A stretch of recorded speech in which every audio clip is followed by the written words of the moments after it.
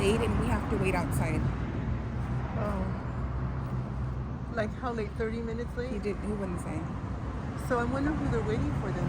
I think Chacon.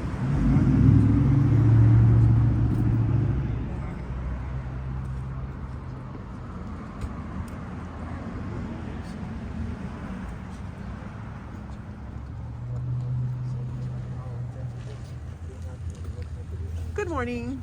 I just wanted to confirm that Alex is paying you guys as security. No, I don't know. You don't know who pays you for Central Basin? You don't know? I have no clue. Yeah. My boss pays me. That's Yeah, and you guys don't have your ID badge number out? I already gave it to her. For Chica, 745? You're not wearing yours? Mine is 7094. Okay. I'm like fairly new, so I don't have it. Okay. But just to kind of educate both of you guys, this is a public agency. This building is a public agency. Okay. And am I on your list to come in? No, you're not, man. Okay. So you're preventing me from coming. You're preventing myself? No, I'm following instructions. So you're getting paid to block the front of a public building? No, I'm getting paid to be here. Don't answer. Yeah. Okay. Just so I have it on record that you're getting paid to block the entrance. We didn't say that. Well, you're standing in front of the door. Didn't say that. You're standing in front of the door Because I'm getting paid to be here. to block the entrance of a public building. I'm not gonna go back. So if I try and walk in, can I walk in? No, you can't. Can't walk. Why not? Because like I told you earlier, I have instructions told me that certain people in, not to. And she's not on the list, and so you're going The to. list is right. If I go and try and reach there, what are you going to do? What I'm doing right now, block. What was that? What I'm doing right now, block. Okay. You're going to Can you please prevent back her up, from please? going into a public building. Why don't you back up? Because I can't back up anymore. You can That's walk that way. obvious. You can walk that way. So the criminal Alex Rojas is paying you to block the entrance to a public building. There comes Beckles, though, so we'll go ahead and I guess he's the one that they were waiting for. Yeah.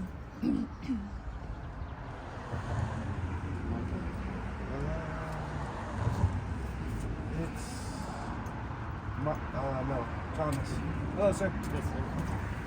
Mr. Beckles, just to put it on record that this is a public building and they are guards preventing me and Director Vasquez from entering into a public building.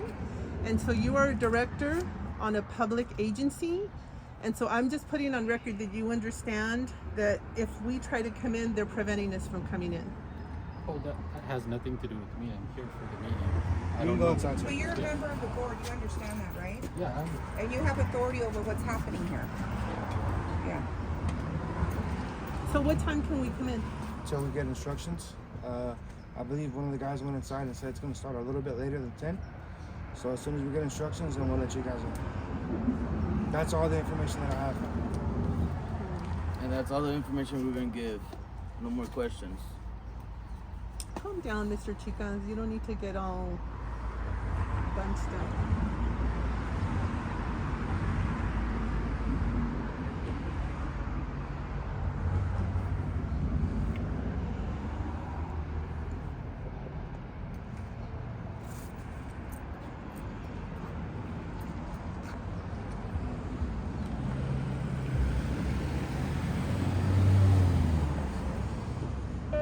So that's him.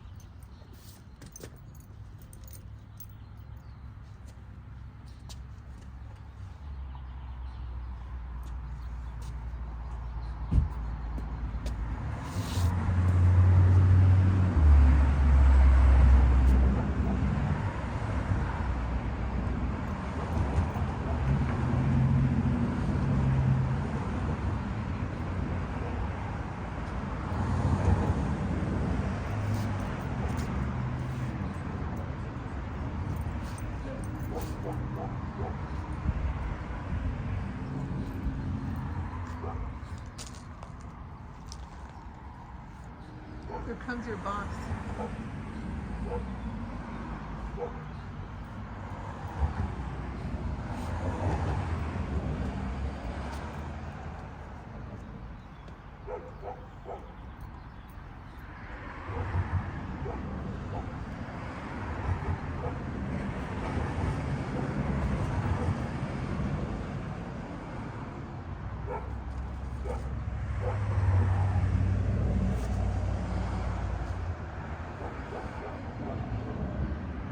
Look.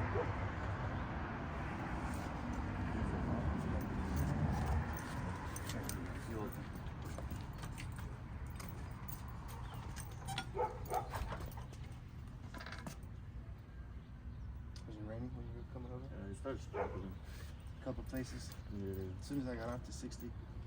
I live around the corner. So my understanding is that the reason, hey guys, my understanding is the reason why we were not being allowed in is because the board meeting hasn't started. Yes. So the chairman is here now, and I would encourage you to go in there and ask what time it's going to start so that we can be allowed in. That's fine. Yeah. I can do that. Yeah, that's fine.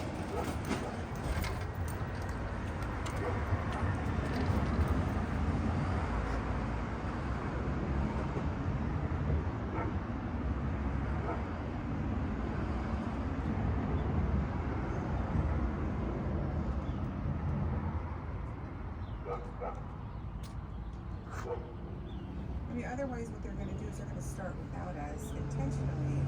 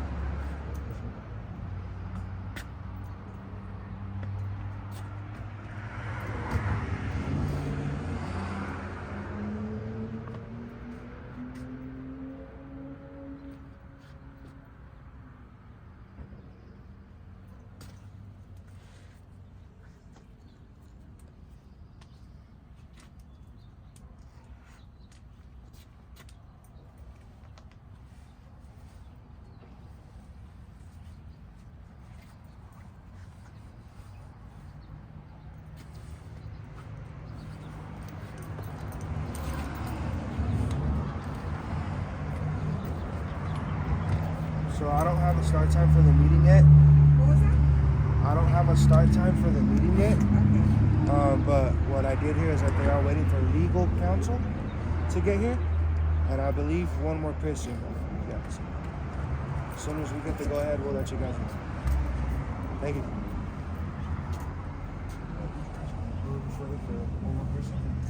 Legal counsel? So you were instructed. So you were instructed by someone to not let us in yet.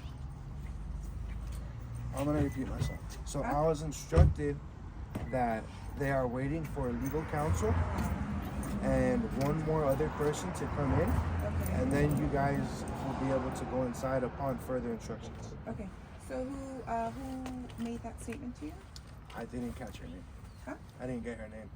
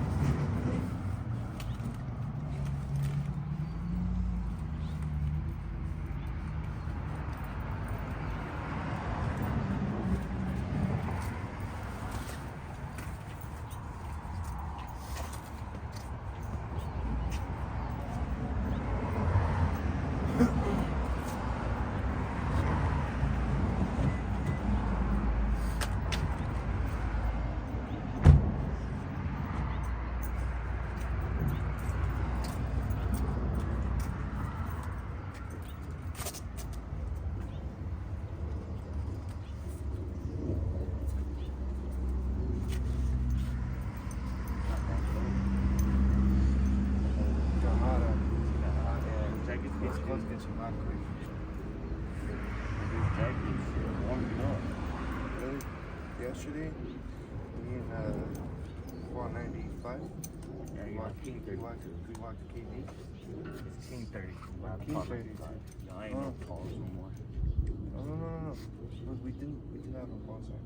Like whenever we're No, because every Not time a you call KD. yourself Paul, Charlie won't always remind you you're King. That's crazy though. He gave me a pop-up call sign. Yeah, he gave you Paul 94, no? Yeah, that's. I tried to use it the other day. I wasn't at KD. I was like, no, you're King 31. I was like, what? Yeah. And what's the other one for, bro? I think before they gave you the King unit, you were gonna be Paul 94. Yeah. But they switched you up to King. I still don't understand what's the point of a King. Here we are outside of the Governmental Water District. We're not being allowed in, as you have seen. Every other director who's here from Central Basin has been allowed in to the board meeting. And Yeah, today's my tongue, and then when I get my tongue done, so Mark and I are here meeting outside. why do you think I work so much? Because I know where I can get to. And I'm going to get to the point where I'm set. It's going to take... Huh? This one's set 4. What's set 4? There's only set 1, set 2, set 3. There's no set 4, there's no set 5. There's no agents either. No. Well, apparently it's gonna be one agent at night, which is Junior.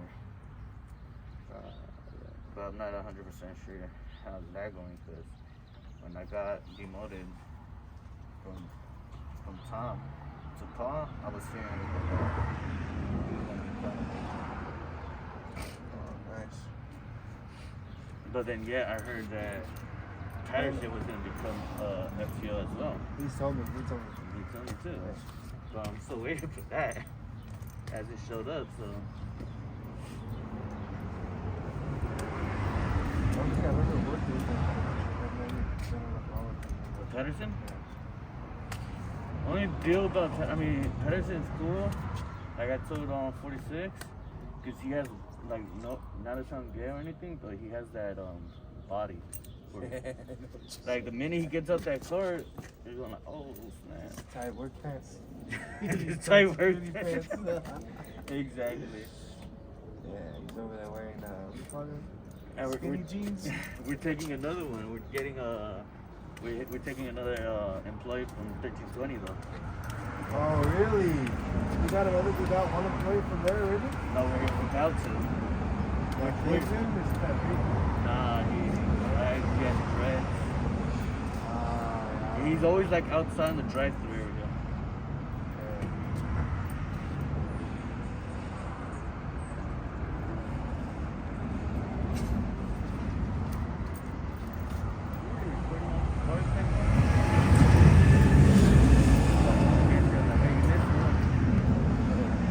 I just started with this one. There ain't no front place a month. No? Look at it. Well, it's not illegal to have front page. You don't need front page. Yeah. I gotta just start the door and flag in front.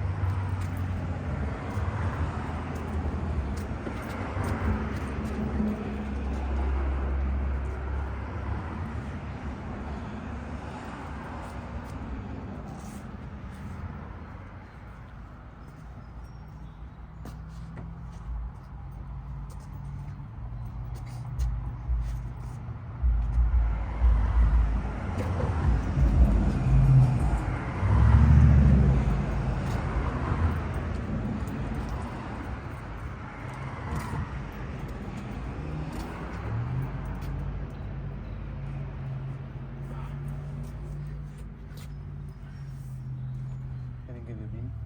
No, that was beanie. Kind of small. Yeah, exactly. That's what I want to wear. I was gonna rip the patch off and put on another beanie. Actually, I got a badge at home.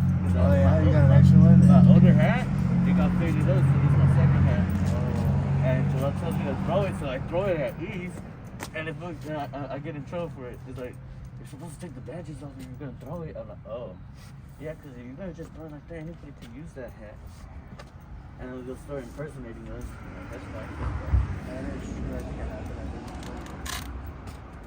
No, I have it in 709, but it was freaking what's his name? Dang, I lost his Want name. to find out who it was? 96.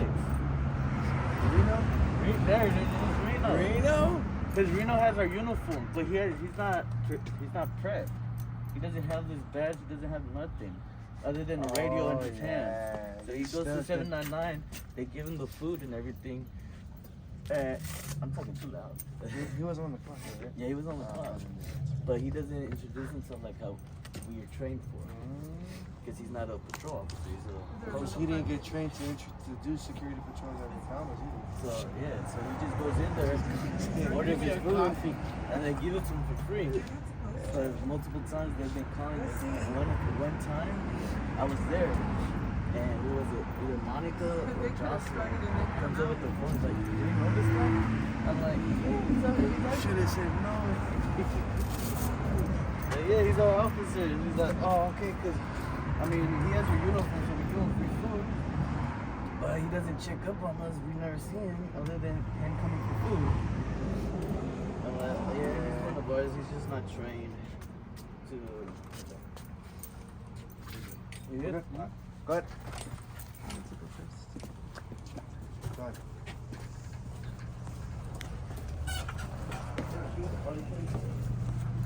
You see that? I just think the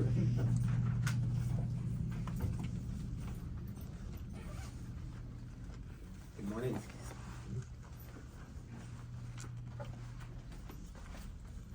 Good morning.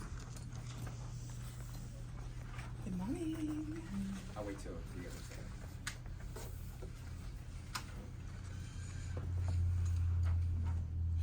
You let me know when you're ready with this. You good? You know what? Okay. Okay. All right, good morning, everyone. Welcome to the Water Resources and Government Affairs Committee meeting. It is Monday, April 3, 2023. It is 7:17 by my watch, and I'm calling this meeting to order. Roll call, please. Director Garza? Here. Director Chacon? Present. Director Gualtieri is absent. Director Beckel? Present. Thank you for that. Item 1B. Thank you. We have quorum. And I certify that the agenda was posted in accordance with the Brown Act. Great, thank you for that. Thank you for that. Item number 2, we have no presentations today. Item number 3, public comments. Do we have any members of the public wishing to make comments this morning? Seeing none, moving on. Item number 4, items too late to be agendized. Mr. Sad, do we have any items too late to be agendized for this morning? No, we have none. Okay, great, thank you for that. Item number 5, staff presentations. 5A is water supply and resources presentation. General Manager. Thank you. So normally we do a presentation on the water supply and resources, but today we actually have an addition to the report. So for the purpose of having the newly appointed members of our board to kind of get an update on what's happening in the water resources. So Madeline Chen is our management analyst. She'll go through and do her normal water resources report, and then she'll go on to the PowerPoint presentation entitled CBMWD projects. And then what we'll do is I'll ask Madeline as she's going through, because we are going over a lot of programs. So rather than wait till the end and then ask about a program that may be at the beginning, so she'll stop after each kind of like program and say, hey, do you have any questions about this program and that. So Madeline? Okay, so we'll start with the water supply and resources update. So that's on page 27 of your agenda packet. And we're going to be starting with imported water. So for the month of February, Central Basin supplied 1,520 acre feet of direct deliveries of imported water. This is a 14% decrease compared to 1,762 acre feet supplied last February. And so far for the fiscal year, we've imported 16,014 acre feet of water. So that's an 8% decrease from the same period during the previous fiscal year when we only had 17,459 acre feet. And if you want to see a list of all the different deliveries, you can find that as Exhibit A on page 4. And you can also see below in Figure 1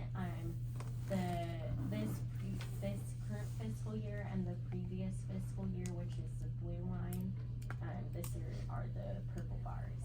Moving on to page 28, we're moving on to recycled water deliveries.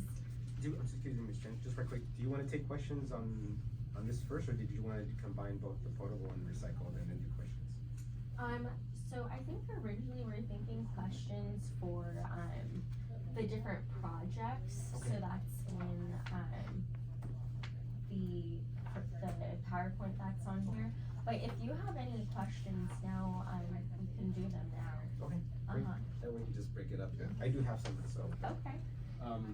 Let's go with Director Chacon. Any questions regarding potable water? Okay. Director West. Okay. So for me, the questions that I have on potable Uh-huh. is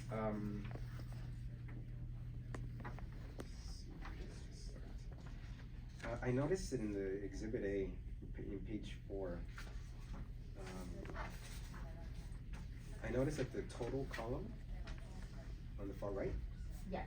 I noticed that it's not aggregating the amounts for the whole year, like it seems to be a carbon copy of the July numbers. Let's see.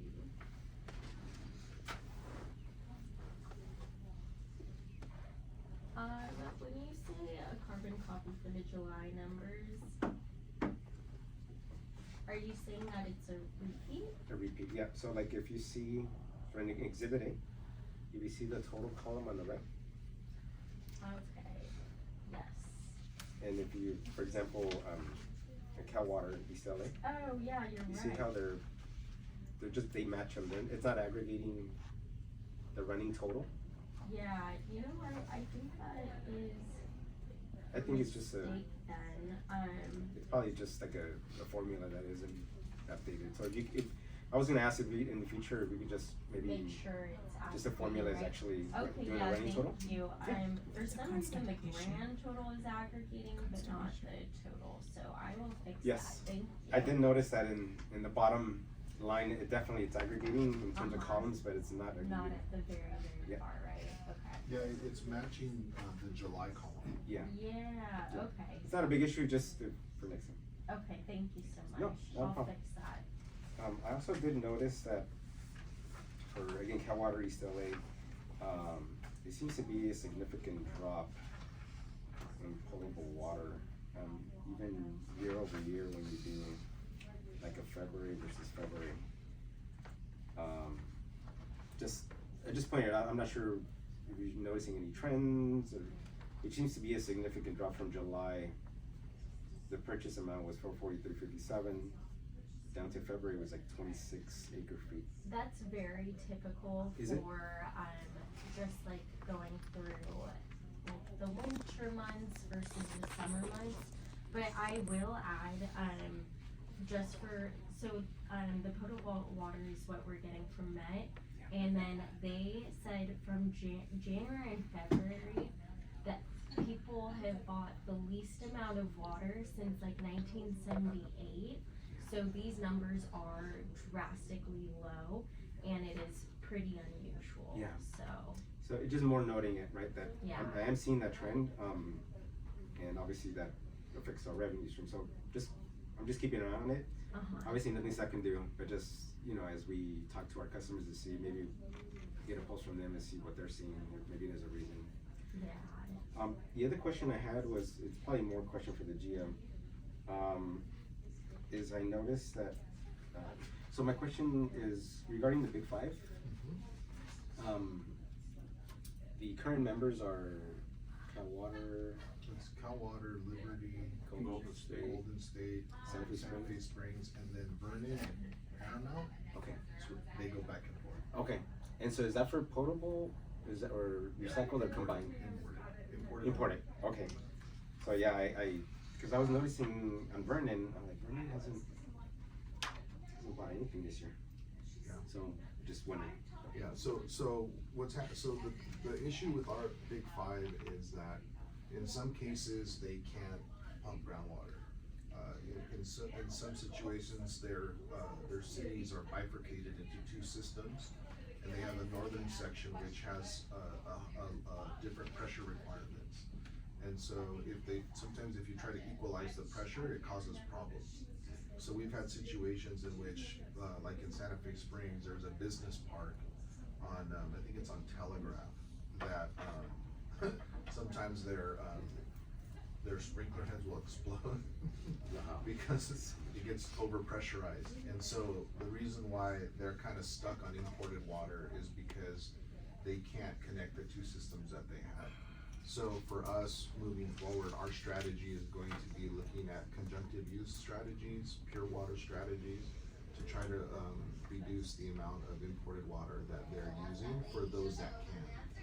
The other thing too is that I believe Compton leases a lot, so they have stricter limits on their groundwater, so they're actually looking for more water. Now Compton's not one of our purveyors, but I'm just sharing with you the example that sometimes cities are leasing water rights, so storage would be a great alternative for them because they can get more water at a lower cost.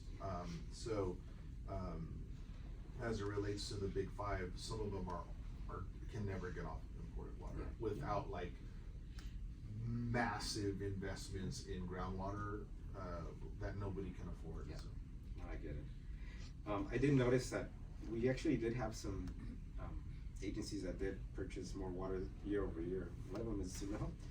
So I was happy to see that, but obviously, I don't know, overall, right, we definitely. Oh, and I'm sorry, I hate to interject, No. I don't wanna forget. Isabel, can you follow up with Met, and Director Beckel? There was a repair issue. Yeah, there was. On the Met infrastructure that he needs, so maybe after the meeting you can connect with him? Sorry. Thank you. I wanna make sure we get that taken care of. So yeah, so the other thing too is that, Bell Gardens went off of groundwater, went 100% imported water. So again, our challenge is how do we reduce our imported water when for reasons that are beyond our control, A, some of the big five can't get off of it, and B, some of the smaller systems, because of PFAS requirements, are gonna start taking it here and there. So we don't envision like a city like all of a sudden going, 3,000 acre feet a year in imported water. But they might do 1,000 because they might be resting their wells when they go to try to build their PFAS treatment trains. So it's gonna be a mix of a lot of things. So we're doing our best. We work with Met as closely as we can, but we're in a bit of a unique situation in that some people just aren't gonna be able to ever get off. And then for other people, they've never needed it. Like I'll give you an example, the Maywoods. Maywood 1, 2, and 3 all share a common connection. They are foreseeing the potential for taking imported water, which they've never taken. So they've been working with us on getting their own meters. Because right now, they have to kind of all work together to find out how much water they took. It doesn't always work out as easy. So John Robinson and Isabel will be working with Matt to see if we can get each of them their own meter. Because even they're saying, oh, we're gonna need it eventually. Makes sense. And that was it. Those are my questions regarding potable. But as we're getting ready to go to recycle, I don't know if we're just behind or I'm not sure, but I did notice that the reports for potable were. One is the month later, right? Yeah. Would you have a better explanation of why that No, is? we normally, we're charging now, like, we're a month behind with recycled. So first we charge, we're charging January potable usage, we're using December is the recycled that's required. Got it. So it's like a month behind. Yeah, I did notice that they're a month off, but not that they have to be aligned. I was just wondering why it's a month behind. Not a problem. And then the same thing with the columns on this report. It's the same thing as the one with potable, that the far red column is in aggregate. So just more of a heads up. Okay, let's see.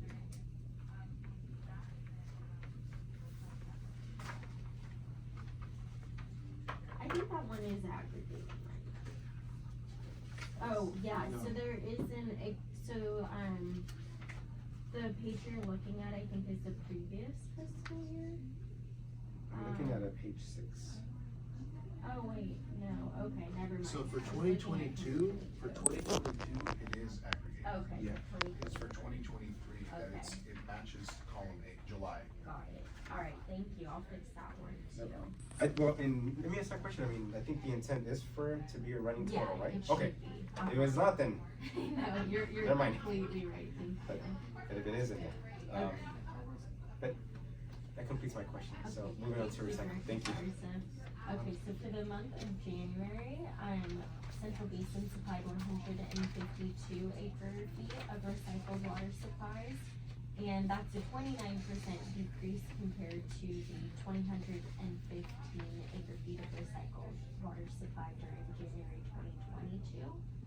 And recycled water year-to-date demands are 2,894 acre feet, a 4% decrease from the same period during the previous fiscal year, when demands totaled 3,013 acre feet. And once again, you can find that in Exhibit B on page 6, and down below in Figure 2. Moving on to page 29, the drought monitor. Can't wait. Oh, sorry, yeah. No, it's let's okay. pause. If you don't mind. Director Chacon, any questions regarding recycling? No. Director Rebecca? Just have one question. Yes, please. With, all the draft regulations that came out last year, did you see any kind of increase or decrease when it comes to recycle? I know potable, we saw quite a lot of reduction of use in our city, but as far as the central basin goes, how did it affect recycle? Yeah, so this decrease is a result of the wet weather that we had for winter. What we've tried to do, and this is why for next year we want to bring on a public outreach firm, because what a lot of our purveyors may or may not know is recycled water is not subject to any drought restrictions. So so that's the other reason why we'll give you an update in a little bit. That's why we're targeting municipal recycled water projects and conservation, because our feeling is if you're under severe drought restrictions, there's something to be said about when you drive by a city hall and like the fountain is off and the trees are brown. That's not a good thing for the citizens, because it gives you a feel like what's happening to my city. So what we're trying to do is get recycled water and drought landscaping projects first to municipalities, city halls, libraries, police stations, because that way, even when there is a drought, if they're on recycled water, they don't have to stop watering. And so that will be one of the first kind of outreaches and messages that we want to give to our cities is like, hey, recycled water is drought proof. It's not subject to any restrictions. That's why we know that this decrease is related to weather. Potable is the conservation. Did you see a rise in use of recycled water when we were going through the drought season? It was pretty steady. In fact, it increased a little bit only because it's all used for golf courses and parks and irrigation. So that, unless it's raining a lot, they always want the water. So. Any other questions, Rick? No. Thank you for that. Yeah, I think, like you said, this is a January report, right? So I definitely expect that February and March will probably follow the same trend. So just more for us to be prepared for that. Interestingly, there is interest in recycled water, and honestly it's cursory. Like it's not even me trying to go out there and ask. I've gotten reached out to by the city of La Mirada, and just this morning on the way here, I got a call from Pico Water District saying they want to talk recycle. They're like, we want to expand. We've been trying. Can you help out? So we're gonna have some interesting discussions, which is what I was talking to you all about before this meeting. So the key is, and I've said this, is what Central Basin hopes to do is recontextualize what we used to consider cost recovery. And with good reason, we would look at recycled projects and we would say if the return on the investment isn't a 3-year payback, 3 to 5 year horizon, we wouldn't do it. We were also asking our purveyors to pay for the cost, right? So we're shifting that, and we have some customers that are coming online soon, 2024. And that's gonna subsidize a lot of the expansion, because it's our belief that we can't limit cost to dollars and cents. The cost is really climate change. So when someone says, so what we wanna do is we wanna be able to give our mayors and our city council people the ability to say, hey, we're doing this recycle project, this is the cost. But also, when we show them the numbers, because you have a lot of people that are gonna say, wait a minute, Central Basin, why are you connecting that part? It's gonna take you 15 years to recoup that cost. Well, yeah, that cost is the cost of climate change. Because if we don't do it, then there's not gonna be enough drinking water in the city for that. So we wanna, now we're not just gonna, we're not gonna bankrupt Central Basin, right? But the idea is that we have to move away from just looking at how soon will we get this money back, right? Instead, we need to look at how can we address climate change. So there's the two R's.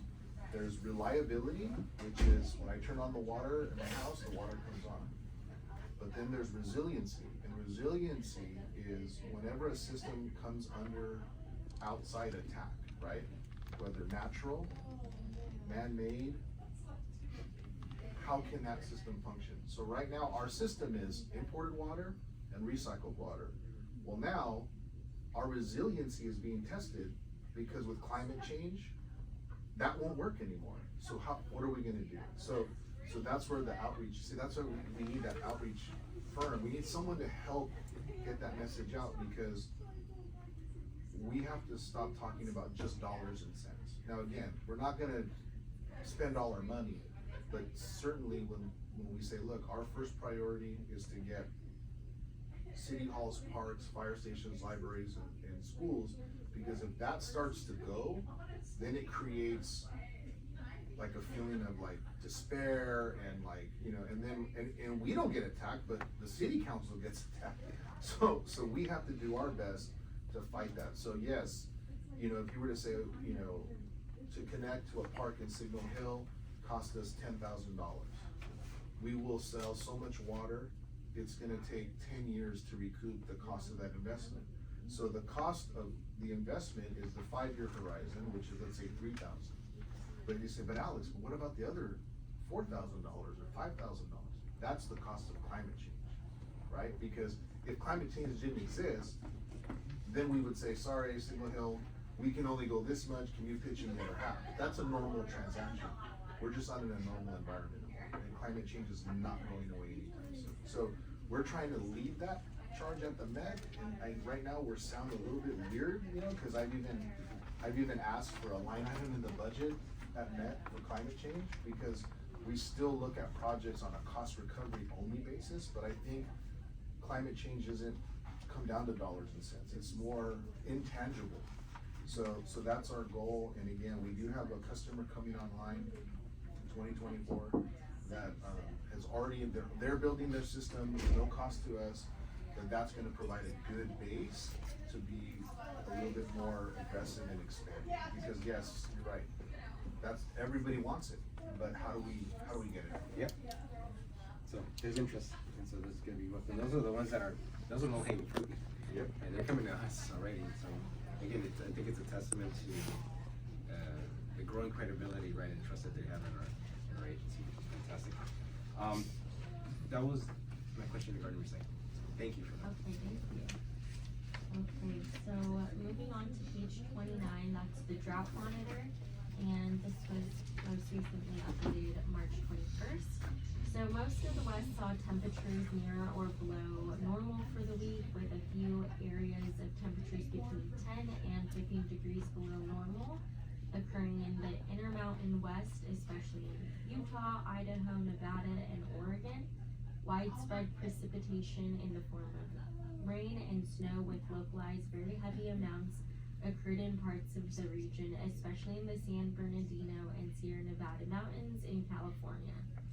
A few spots in the northern Sierra Nevada saw improvements where snowpack increased further. Lush vegetation was reported in San Bernardino County, California, indicative of the very wet recent weather. The effects of recent wet weather will continue to be analyzed in the coming weeks over this area, and slight improvements to lingering abnormal dryness were made in Southwest California this week.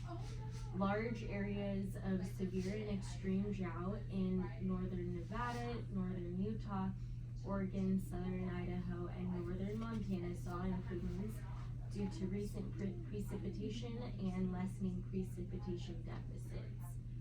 Due to the increased soil moisture and lessened precipitation deficits, improvements to ongoing long-term drought and abnormal dryness were also made in southwest Arizona and southwest New Mexico and in portions of south central and northwest Mexico. So, like last month, I pointed out that you can see, in figure 3 that a lot of California is out of extreme, actually all of California is out of extreme drought, and severe drought is, almost gone too, but just like in the metropolitan communities, right now everyone's really concerned about the terminology for saying we're out of the drought, because we want to keep our credibility within water, because if we have a really dry summer and then we're back into the drought, say like in October, November, we want to introduce new terminology, and I think right now they're liking the term climate whiplash, because you're going from really wet, you can have a really, really wet year and then a really, really dry year. So yeah, I just want to keep that on your radar too, that they're being really proactive in coming up with new terminology. So even though we're out of a drought right now, that doesn't mean we're off the hook. Yeah, we as a board, we tackled that like a week and a half ago. Yeah. I'm sure you're probably watching and that struggle, right, of how do we continue to, you know, to have some credibility, right, that you keep saying drought, but you have a ton of water. I believe the word we're going to use is water awareness or something like that, right? Yeah, and that kind of whiplash. So I used that at well this past weekend. And most people in the room hadn't heard it, but that's a fine line, right? It's like, we're not really in a drought, but you know, we still need to preserve, right? And it's a delicate balance, and kudos to Met staff, to the communication staff for really, I think, striking that balance in the way they did it. I know the board tasked that on them, and I think they did a great job. But I mean, I think as an agency, that's going to be incumbent upon us as well as reminding our public, right, that we're already down, but conservation is way up there. Yeah. Alright, thank you. So on page 30, we have the current Colorado river supplies. So in figure 4, you can see precipitation is measuring to 20.4 inches of water year to date. That's 128% of normal. Also, I apologize. It looks like the pictures are right, and it's the written words that haven't been updated. And then in figure 5, you can see that the upper Colorado snowpack is at 22.3 inches, which is 158% of normal. And then Lake Mead's storage trends you can see in figure 6, and that's this year comparing to the previous 2 years. And currently, we're at 1.18 million acre feet, less than last year. And then, if you have any questions. Any questions, Fred? Any questions? One question I have is, we have, as part of the conservation measure based on those level 1. Would you mind speaking up a little, please, Oh, so that sorry. we can catch you? Mm-hmm. Sorry, Maya. Mm-hmm. Last year we moved our conservation efforts to level 2, which is more advanced than the level 1 conservation effort. And I've seen the publication from the governor's office basically stating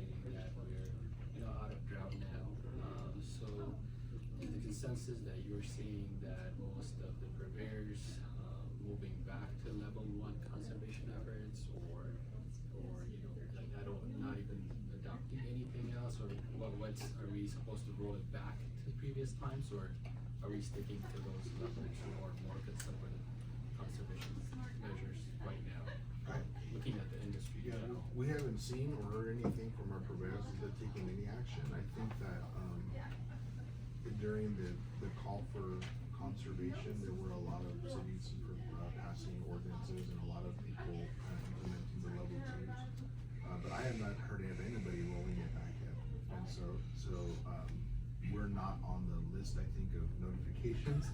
So, what we can do is, Madeline can, do a spot check and just call around to some city managers to see, and again, the thing about Central Basin that we've learned is because of its diversity in terms of its groundwater resources, we have to be very surgical in how we work with each purveyor.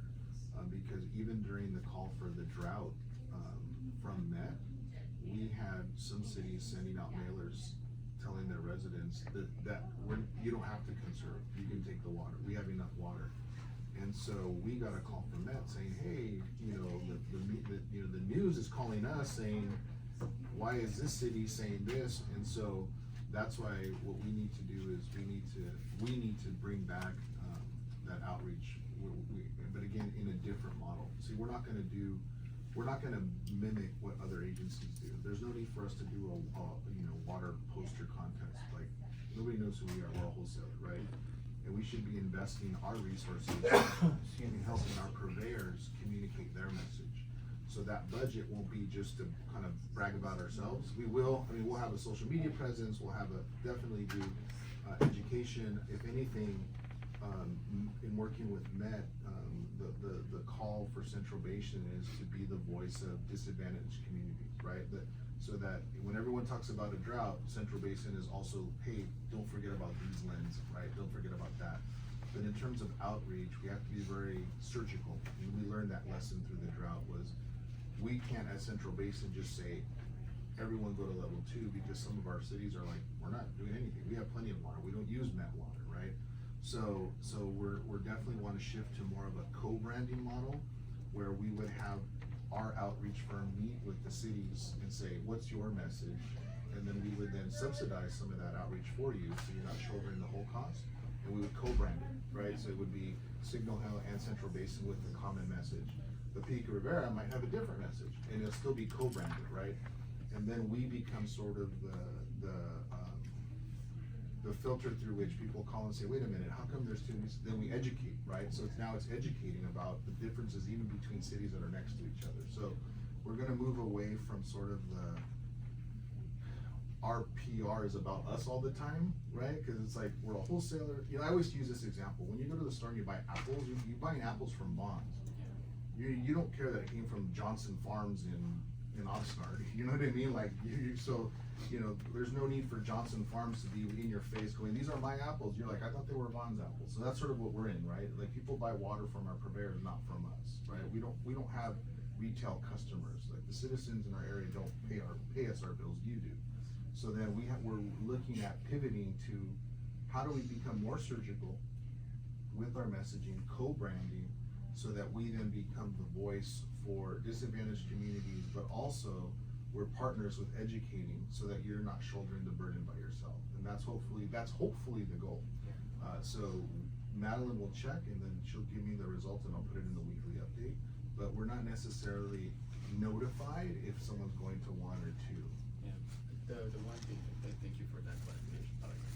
The one thing that for us is the critical thing for other water purveyors is this outreach component would become a huge thing for us, because the way we communicate to our residents and what have you, we need to be on the same page as to what kind of message we transmit out there. Because folks will be calling the purveyors individually, and they might also reach out to Central Basin because they ultimately know that we get water from you. So we really look forward to the outreach component and working together.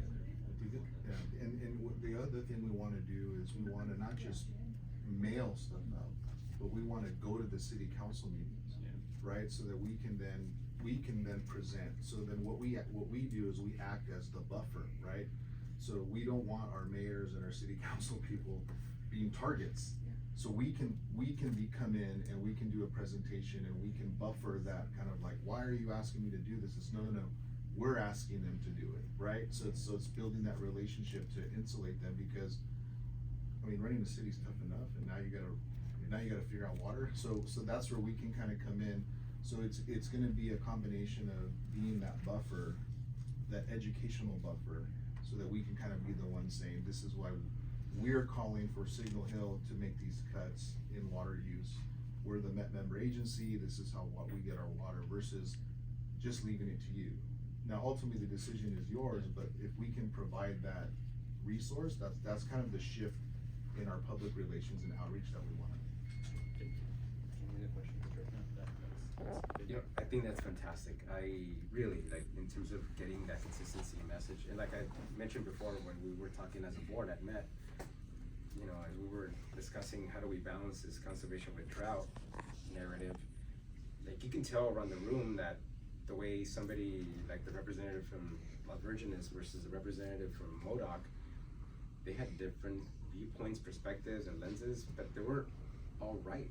You know, they were all correct in their ways, right? But synthesizing, you know, the message amongst 26 agencies, right, into one is, I think as directors, that's what we appreciate, is the fact that MetStop was able to hear from all of us, and then they were able to condense it and put it out to us, and then we just literally got that canned message, right?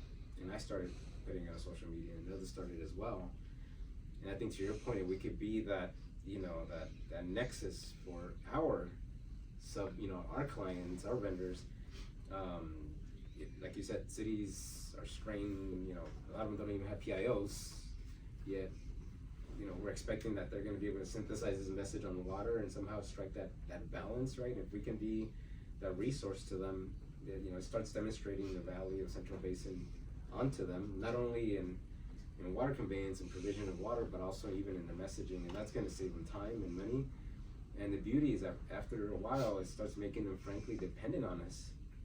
We become their water source, right? So they're gonna start reaching out to us and saying, hey, this is the dynamic I have here, what do you guys think? And once we start doing that, you know, this agency will start just really growing more in terms of credibility and reliability to them as well. So I think and the goal would be also to partner with WRD as well. So the idea is that, you know, if you're a city council, you're gonna have to raise water rates. Nobody likes that, right? And so what ends up happening in any public agency is, if it becomes over politicized, sometimes you can't make the right decision because the political pressure is forcing the hand. So rather than having like the director of public works, right, get up and take the heat, we would go in and we would say, hey, here's public, here's why. It's not because of this, it's not because of privatization, it's not, here's the reason why we're asking that. And then as it comes to PFAS and groundwater, we could do joint presentations with WRD. So now they say, oh, so Central Basin, this is the imported water side, and then WRD can say, here's the groundwater side with PFAS, right? So we're not gonna try to be the expert in everything, but what we wanna do is just create that buffer, because we can't afford for water to be politicized, and we can't afford for cities to be scared into not doing the types of things they need to do for the long-term health of their cities. So if you're gonna build a PFAS treatment plant, rates gotta go up. Yeah. So if you say, well, we're gonna go in there with 800 people and yell and scream and scare the council, they're elected officials. We can't be mad at them for saying, well, hey, I like my seat, I don't wanna lose it, right? So, but if we can act as that buffer so that people can say, oh, wait a minute, it's not, you know, just because the city wants to make more money. It's like, no, here you have two agencies that can come in and educate. Again, this is a longer term, it takes time, but that's the bigger goal, is to do that, because there's just a lot of misinformation about water. And to simplify it, I think people think water's just one big system that we all just get it from, right? Like they just figure, like, doesn't it all come from one place, and they don't really understand. But we wanna be sure that we don't pit cities against each other, right? So we don't want Downey and Pico Rivera, like, being painted in different lights. We wanna be able to say, this is why Downey's doing this is why Pico's doing this. They're right next to each other, but this is why, because the water comes in different ways. It's not all one thing. So, you know, we're very excited about it, but it, you know, it is, it's a tough thing. You know, like you said, everyone is speaking from their point of view, which means they're accurate. Yeah. But we're trying to solve a lot of problems. Yeah. And sometimes, I'll make this really personal, right? But sometimes, as a married man, sometimes, you know, the message coming from him to my wife, and it coming from me is easier, right? Just being honest, I think that's a thing with this as well, right? Sometimes something coming from an outside agency, and we'll probably take some arrows and bullets here and there, but that's okay, right? It makes it easier on our customer. Yeah. It's a truth. So, in terms of the Colorado River, yeah, I noticed that. Thank you for the report on page 30, figure 6. Really eye-opening in terms of, despite all the rain, right, that we're getting and everything, it's lake meat is still low at the end of the day. And I think sometimes people, they don't know. Sometimes people in the water industry as well, I don't know that there's different, you know, climates and different, you know, hydrological cycles within not only the state water project, but within the Colorado River Basin itself. They're exclusive, right? And we're seeing it here. I definitely expect that as the snow, you know, starts melting, as you know, as the spring goes on, everything, that Lake Mead will go up. But as of right now, yeah, it's still looking bad. So, yeah. And I know that they're actually measuring on the state water side right now. I'm looking over here because I'm looking at the clock. I think they started measuring half an hour ago for a state water project to get that last measure of snow. So we'll find out today, you know, how much of a record snowfall we actually had. So. That's exciting. But yeah, just to go off a little bit more on that, because even though state water project and Oregon water is looking so good, Colorado River was over allocated, and because they did it on a wet year, and I just so you guys are updated, they were supposed to do renegotiations, California and the 7 states, to get Colorado River allocated to everyone, but no one could really come to an agreement last year, and California was really the only one who tried to come up with anything, and so they're back in the renegotiation, so hopefully something will go through with that. Yeah. During the trip that I took to DC with the Met delegation back in late February, early March, it was interesting because we actually, I don't know if we talked about this, we actually got the chair of Met, right, Ortega, with the chair of IID, like together, and we were literally chatting, like the 3 of us, and the whole room was like stunned at the fact that just the head of these 2 agencies that have historically been at odds were in one place at one time, and we're actually joking around. Where I'm going with this is that the following night we had dinner, and so the GM of IID, the chair of IID, and then we were there. It was a small intimate dinner, but one of the representative of the Colorado River Board of California was actually negotiating these, you know, the other states. So the chair of that agency is a current vice chair of IID. Young man, Hamby, super impressive. And so we were talking about all this, about the discussions going on and how we're revisiting, you know, despite the media, the way they paint the narrative, you know, everyone has cooled down and we're all going back. Even though Bureau of Rec is still going through the process of, they have to do the environmental process in terms of figuring out what they're gonna do come later on this year. But behind the scenes, you know, we're all still talking. And so getting it straight from the chair that's representing us against the other states was actually pretty cool. They have dinner, so we have a point of contact there. So if we ever need it, no, it's definitely a shift. Relationships. Yeah, definitely a shift. The old days of fighting and nonsense are outdated. Yeah. You can always measure someone based on what they talk about. And if you look at our agendas at Central Basin, we're talking about water. We're talking about recycled water projects, you know, and so that shows you your value, right? If you look at our budget, you know, we're very strategic about what we invest in. So it really comes down to that. I mean, like, you know, the old days of politicking and talking about irrelevant things doesn't solve water problems. So that's very actually very good. Communication's good. I got a text from the GM for IID like last week. Yeah. On something. So again, it's happening little by little. We're rewriting More collaborative, I a think. new chapter. Anyways, thank you. Go ahead, continue. Thank you. And so on page 31, we have the statewide reservoir conditions. So you can also see it attached as Exhibit C, that's on page 8. And on page 8, you can see it updated as of March 26th. And since time has gone by, I updated the numbers. What you're seeing in your hand is from March 26th, but I'll say the updated numbers from yesterday. So for Lake Shasta, which is part of the federally owned Central Valley project, it's at 83% of total capacity and at 105% of the historical average.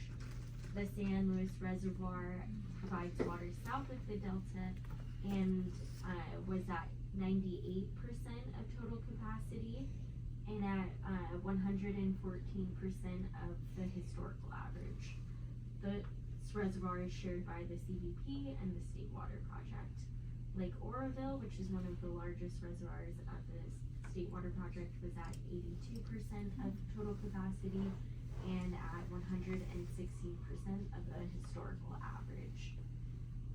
And we're going to be moving on to, do you have any questions for me there? Sure. No question. Right. No questions there. Not for me, thank you. And then Central Basin also has conservation projects, and that includes the Southeast Water Efficiency Program. And so that's one that we've been having, it's a grant that we've had for the last few years, since I believe like 2017, 2018. So that was basically, we went in and did water audits and have done retrofits. So this is at, we focus on disadvantaged communities and public locations. So it was at a school, and basically went in and retrofitted their urinals, toilets, and all of that. And then, so moving on to the. I'm sorry, just real quick. So on that program, is that a state funded program? Is that Med's funded program? Is it from us? I'm not sure what the. It's a grant from the state. From the state. Okay, great. I believe Gateway Is- Management is the administrator of it, so we technically apply to them. Got it. Okay, good. Thank you. And then, so moving on to page 9, we'll go over the current project updates. And moving on to page 10. So just for a quick table of contents, we're going to go over the member and agency administered program that's put on by Met. And then we're going to go over leak detection and repair. And then we'll do, for the third step, a comprehensive look at each individual project. So moving on to page 11, the member agency administered program. So you can see that this is for fiscal year 2022 to 2024, so 2 fiscal years. And it's pretty much a use it or lose it budget. So moving on to page 12, we get $748,000 of, just to shorten it, we'll say it MAA fund allocation. So you can see in the bullet points, these are all the different types of projects you can do. Device-based projects, different customized documented water savings projects, non-documented. And then also you can see the last two are in bold. That's disadvantaged communities projects and public agency projects. And those are in bold because those are what we're really focusing on and what we have going. And you can also see a pie chart for where all the funds are going. So in the light blue, you can see what's available, and in green and dark blue is what we have currently allocated, which we'll go over more in the third step. So moving on. Do you mind if I? Oh yeah. If we have any Please. questions on this? Just 'cause I know the rest of it is more like administrative and processing. Director Chacon, any questions regarding the MAP program and slide number 12? Thank you. Director Michael? I do, but the slide number 13 possibly might answer my question, so Okay. for you to go over, but maybe you can have. Definitely have the right to come Yeah. back and ask. Absolutely, okay. So this is really, really helpful. Thank you for this slideshow. I actually got 2 people that reached out and commended us for this. So they said that they haven't seen it in other agencies, and so they were really very complimentary, so kudos. So you answered some of my questions already regarding, when did it start. So if I understand correctly, this program in its current iteration will end, when is it? It would be, so next year, right? So we're like in the middle of the cycle for the 2-year budget cycle? So Close to the halfway point? 2020, the beginning of the fiscal year, let me It would be July 1? Yeah, so July 1st, so technically the end of fiscal year 2024, I believe that's June 2025. Is that correct? So it'd be July 1, 2024 through June 30th, 2025. If it says 2022. That's the fiscal year. The fiscal year? Yeah. Correct. So it started on July 1st of 2022. Correct. July 1st of 2023 and July 1st of 2024. Okay. So then this 2-year cycle will end June 30, 2024, next year, correct? If the fiscal year is 2024, That's when it ends. then it would end July 30th of 2024. Right? Correct. Yep, okay. So Okay. then it started June of last year, so we're June till now, so we're, what is it? So we're 10 months into this 24-month cycle, Yes. correct? Yes. So, And we'll clarify for you because I don't think Matt runs on doesn't Matt run on a calendar year? Not for this. Not for, this runs on our fiscal years. Yes. Okay, perfect. Okay. So then it is 2 years ending in June 30th of 2024. okay. And by the way, there's follow-up and there's corrections, that's fine, it's not an issue. I just wanted to more get an idea. And the reason that where I'm going with this is that you actually answered one of my questions, which is if we don't use it, we lose it, Yes. right? I did notice that when I was looking at the projects that you laid out in the presentation, really I was really happy to see that most of them frankly have started within the last 3 months. Yeah. On average. Uh-huh. Except for commerce, I think it started a little more before. But I'm just with my, just sharing with my fellow directors, this is great, right, that we're starting to ramp up. So it's really exciting.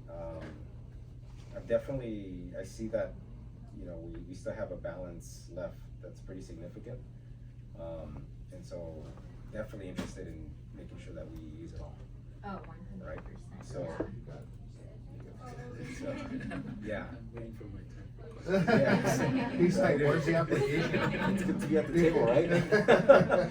So definitely interested in that, and I know that to the GM's point before, right, it takes some time to go out there and share with people these opportunities, right? So it's meetings and everything, so as much low-hanging fruit as we have, the better possible. Frankly, we're able to go through all this money even way before we reached June 30, 2024, the better, right? Maybe next year we can go to Met and justify an increase as well, because I think there's definitely some. Our biggest hurdle is that the purveyors are not used to us offering to do the programs with no matching funds. See, so we've stopped seeing helping. So in the past, it would be like, why are we giving our purveyors? And It's like, we're not, they're our customers. So some of them still can't believe that, like, cause their first reaction is like, well, I don't have any money to match. So our biggest hurdle is saying, no, this is 100% funding, and Met will actually give us the design consultants to do the work. So it's funny, cause you're looking at that balance. I mean, like, we're trying. Yeah. but I think It's a good problem to have. But a lot of them are like, what? It's too good to be true, right? Like, yeah, like, you guys were always telling us before, like, we'll help you, but you gotta chip in. And so we're it's that culture shift. Yeah. So we're getting after it. I get it, because most, you know, grants like this are based off of some sort of, you know, when it's something like this, it's. And some are just busy. Like, some of them are like, I don't have staff, Yeah. so that's where Madeline and Isabel will jump in and we'll do some of the heavy lifting on their behalf. Yeah, so I think definitely see opportunities for this. This is great, so I just wanted to commend you. And then the last question I had was, actually, you touched on it, is any restrictions on this program? You know, and I saw that it's device-based as well, but I mean. For disadvantaged communities, I believe we don't have to demonstrate a water savings. So there's some advantages there, where normally they would say, okay, if you're gonna do this, how much water are you saving? And it has to qualify. But in some cases, we don't have to prove it. We can just, yeah, so we're, again, going back to, that's why we need more outreach support. Absolutely, yeah, I see it, and the pictures that you shared of the Bug Gardens project is, I mean, you see the before and after, right, in terms of what the vision is and everything. It's really great. So anyways, those are my questions on that slide. So I'll give the floor back to you. Great, yeah. And before there were a lot more restrictions, so like for device-based projects, it was limited to like smart irrigation, rainwater cisterns and stuff like that. And only recently did they actually add the disadvantaged communities section, so people would have more access to their projects. And okay, so moving on to page 13, so the project approval and payment process looks a little bit like, first, you submit your project proposal, and then it goes to the metropolitan panel, and they go over it and see, okay, does it fit, is it in a disadvantaged community, what are the standards you're measuring it with, and if it fits all of their other things that they need, and they'll either approve it, or they'll say, hey, you just need to tweak this, and so redo the paperwork and give it back to us. So that's the approvals or revisions. And then, once we get that approval, we go ahead and start the project. And that looks a little different for us because it's not really Central Basin doing it, it's our purveyors. So we have a little bit of more work to interact with them and have them implement the project. And then once we're getting invoices, we submit it to Metropolitan, and then once they see that the invoices with all the supporting documents, that's it, to show like, oh, that work was actually done, then they'll get reimbursed. And did that answer your question? I have a couple questions. Okay. This is actually really, really exciting. I think now is the time you probably hear my voice a little bit louder.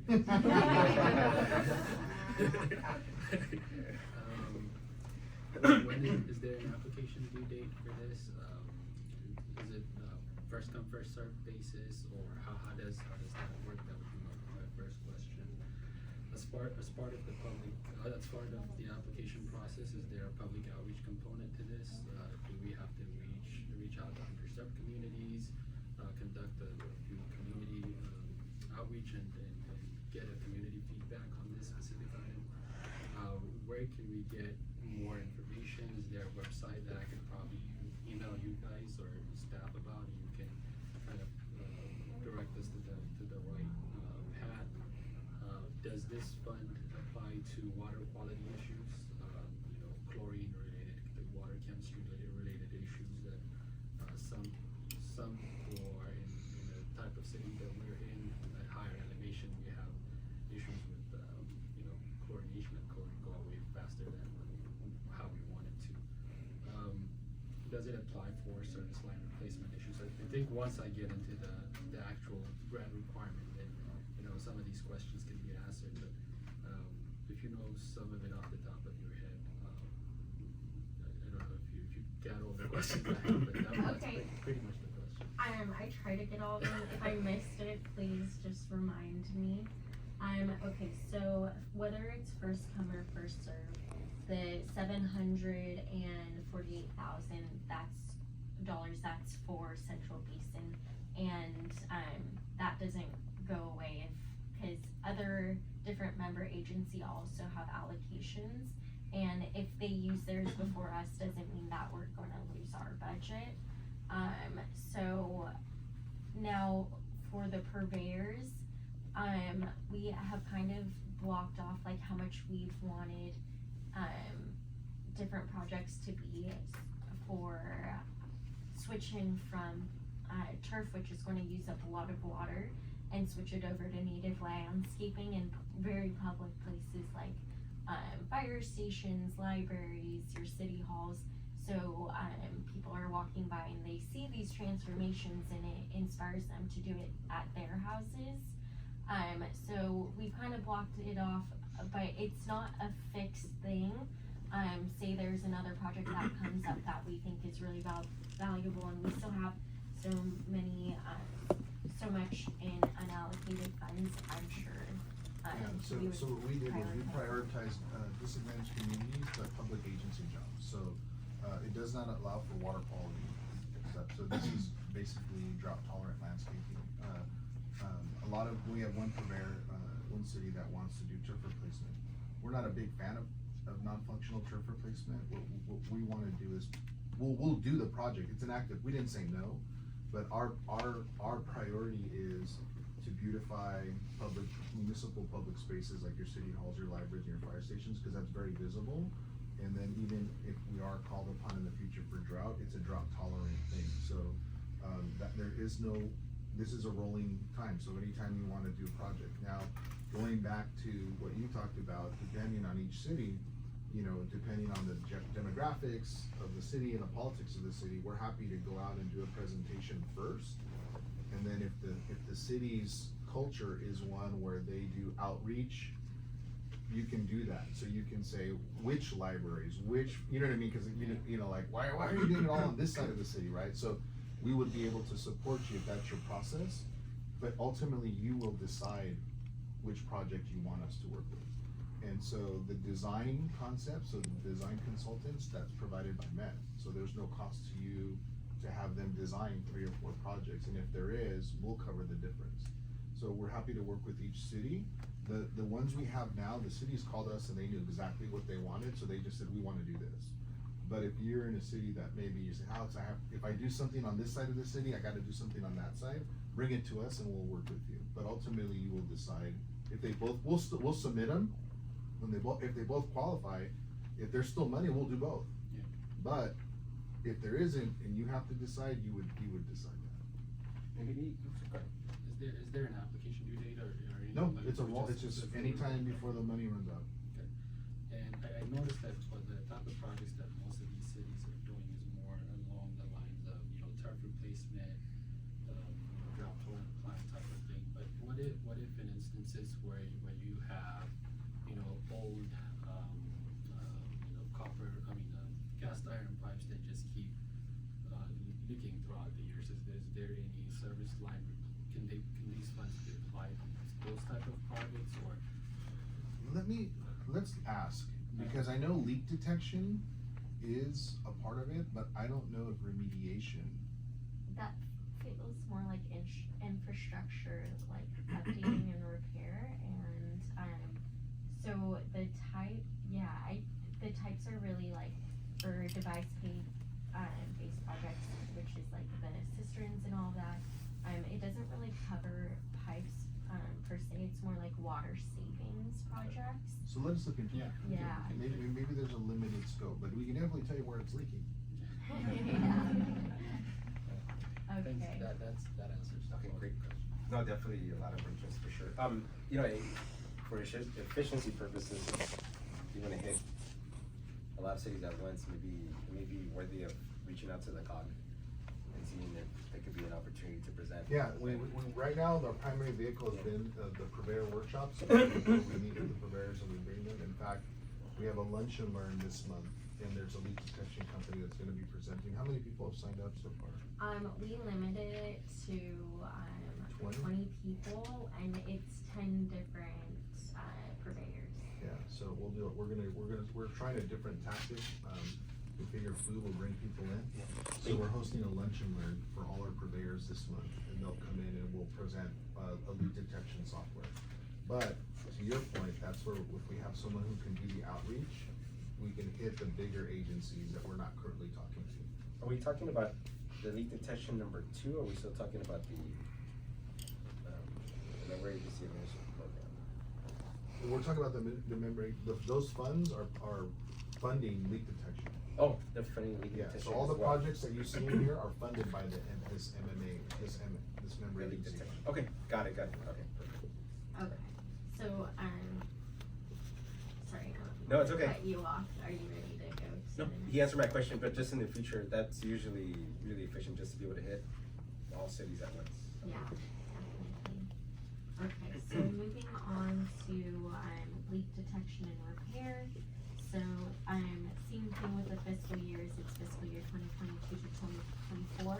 And then they actually give up you, or all their member agencies, a bonus $100,000 per budget cycle specifically for leak detection and repair. So it's a grant program. So this is in addition to the $748,000, but, you can also use the MAA funds for leak detection and repair. So there's just a few things on eligibility. It has to be on, the utility side of the meter box, not the customer side, and that's more just, I think, for liability reasons, so you can go in and check on it. And, it also pays for in-house staff labor, which is unlike the member agency allocated funds. So if you're going out there and doing the water audits yourself, you're getting paid for that by net. Okay, so if you have, oh yeah, and just to tap on, we're going to be having Alea come and talk, and that is specifically for the $100,000, and we want to use it. So, any questions? Any questions regarding this, Director? Great. The third bullet points here, says this program pays for in-house staff labor at a flat rate of $29 for any labor involved.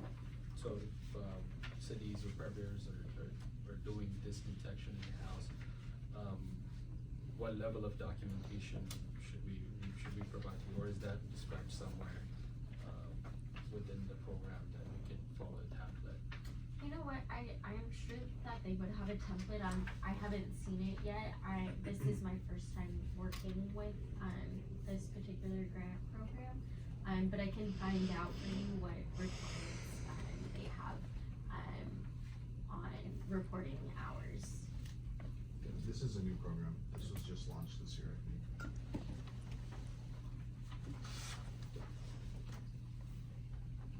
Any other questions? No, that was. So, thank you. So just for clarity, I'm gonna pull back right quick, Adeline and June. So the MAP program is distinct from the leak detection. So before, if I heard correctly, we could use the MAP funds for leak detection, but it seems like they're separate. Yeah, this $100,000 just came out. So Correct. the MMA the member agency program has always been around. This one is specifically $100,000 on top of your 700. Yep.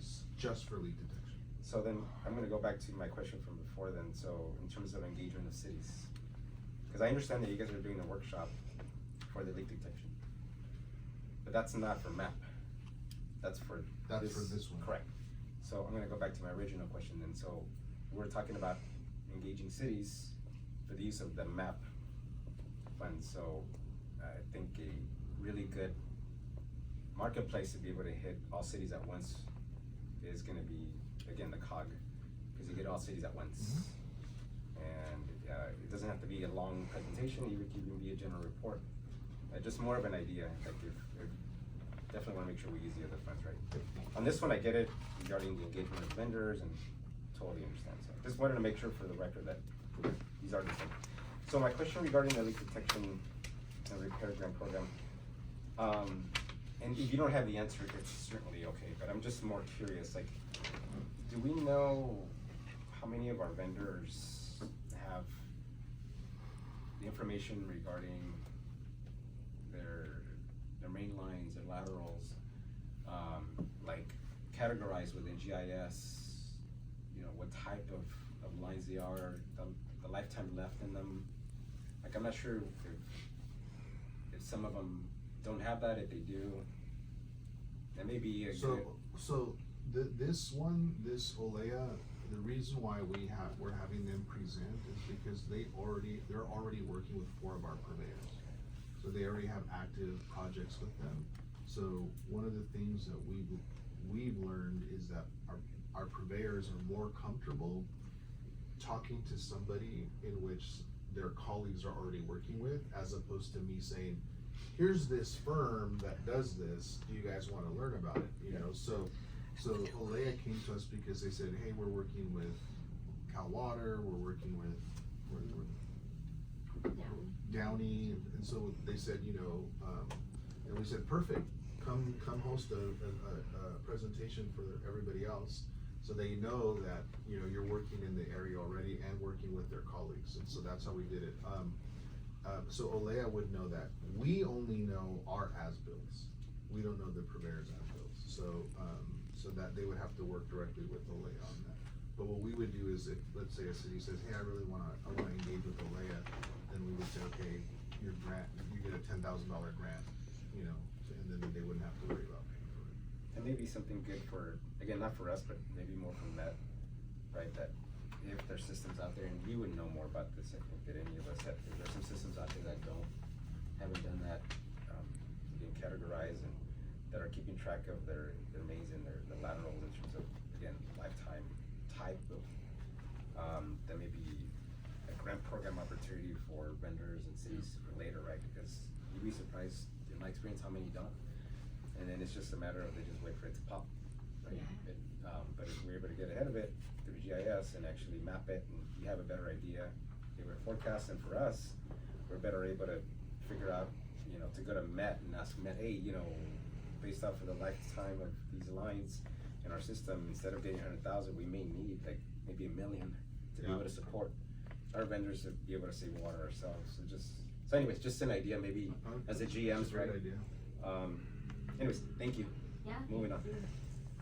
Okay, so moving on to page 16, and then that's current projects, and you can see them all more branched out on page 17. You can see what falls under map, leak detection, and then other. So starting with map, we have Bell Gardens, and you see the 135,000. Commerce, also turf replacement. Cal Water, they have a water refill station. Under leakage detection, we have Olea Analytics. And then under other, we have that we're supporting Paramount and them supplementing Metropolitan's turf replacement program. So Paramount is actually paying money in to encourage people to replace. I was gonna ask about that because I saw it's other, so Yes. so I didn't know if those are friends. That was my question. Thank you. Okay, so moving on to page, Just okay. sorry. Any questions, Director? Okay. No questions. Thank you. Moving on to page 18, we'll start with number 1, Bell Gardens. So on the left you can see the timeline, and then on the right you can see how much of the funds they're using in light green, which is 18%. And so right now everything had been moving really quickly with Bell Gardens. We had been working with Rochelle, she was the director of public works there, and they got a contractor, the project was designed, city council approved, and they were anticipating starting the removal of turf next month. We actually just found out last week that Griselle is going to go back to her old position with Signal Hill, and so great for her. She's my boss. Oh, yeah. That's why I was Okay. Well, That's why I was- she's I was great. exactly She's really easy to work with. And that's really great for Signal Hill. The only thing is, it's kind of a bummer for Bell Gardens because it is looking like that project is going to be on hold as of now until they can hire a new director of public works. And then, hopefully they'll give it their seal of approval to let it move forward. And we might reach out to the city manager and just say, hey, if we bring in a project manager, are you comfortable with us moving? Cause we want, the project was like moving. So we might offer and say, look, you know, we cover the cost for a project manager. Would you be willing to let them run with it? Now, technically, the city of Bell would hire the project manager. Unless they wanted us to do it, then we would do it. But what we would do is if they had someone that could manage it, it'd be fine. But if they didn't, we would they would hire them and then we would reimburse them for the cost. Or if they said, hey, we don't have the staff, can you guys just bring in the project manager? Then we might do that. So it'll just depend. And I think that most of the design work is done, most of the stuff is done. So we could even approach, you know, John Robinson and say, hey, would you mind just kind of, you know, taking that on a little bit? But I haven't spoken to him yet. But it was our fastest moving project, and so, you know, we really don't want to lose that momentum. I'm really close to City Manager O'Kelly there and the whole city council. So Yeah. you need my help. Yeah, if you don't mind, if you want to give them a quick call and say, hey, we understand Griselle's moving. We had a meeting today. We know we've got a project. How can we help you? How can we support you? You know, do you have someone in-house? Would you like our support? That would be great. We could do a conference call, you and I and him. Yeah. He's a great guy. Easy to talk to. Yep. Thank you. Yeah, thank you. And the little asterisk you can see is what is anticipated. So just a side note. And if you have any questions, otherwise moving on to page 19. Just a quick question. It says here that when I was looking at the timeline, we put Bell Garden and MWD contract for project and design. So when the project went into design, do you have to go through the normal RFP process?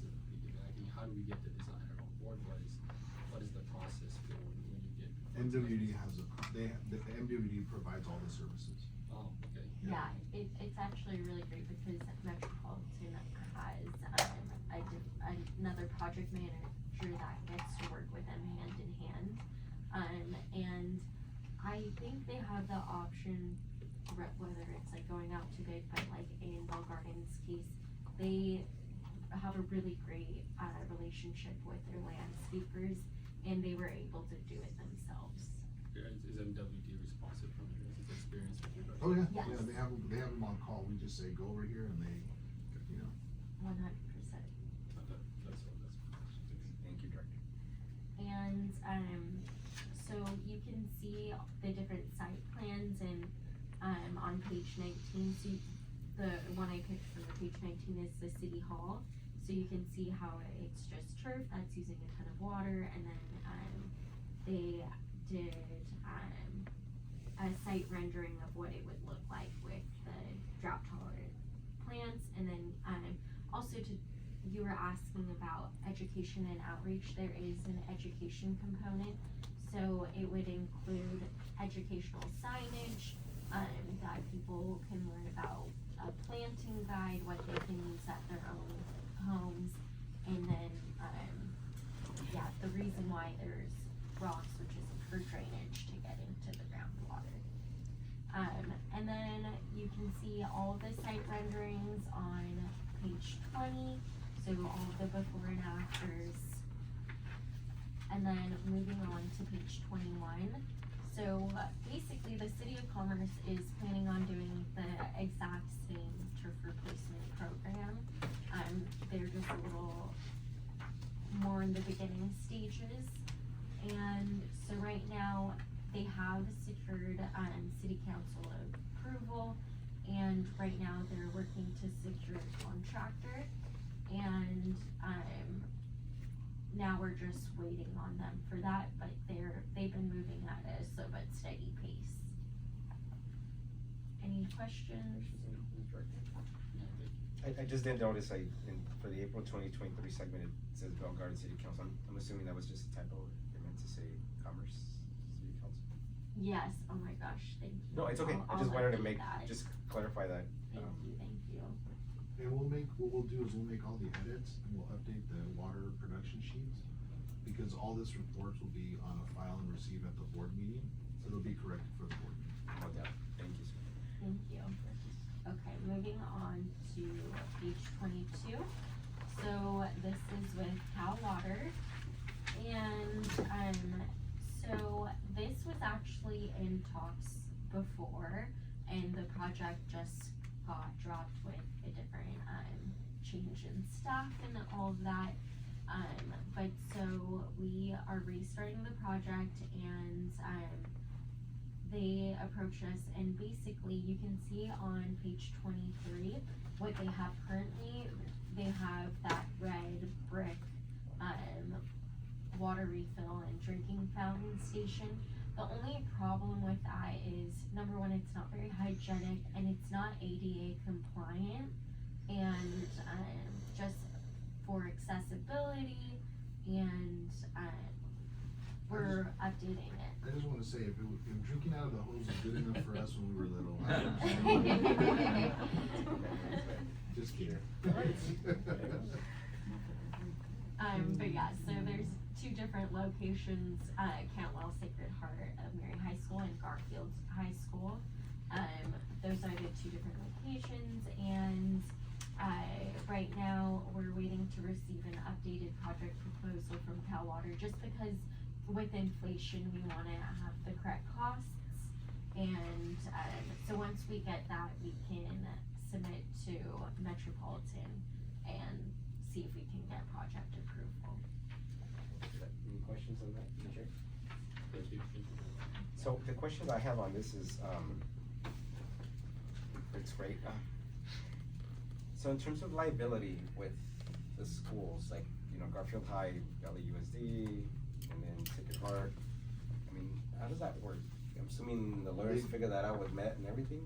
Well, Met doesn't do the work. Okay, So yeah. they provide the funding, but what will happen is, the schools, so Cantwell, Sacred Heart, probably a little bit easier, a little bit more nimble. Yeah. They might just go through their normal process. Yeah.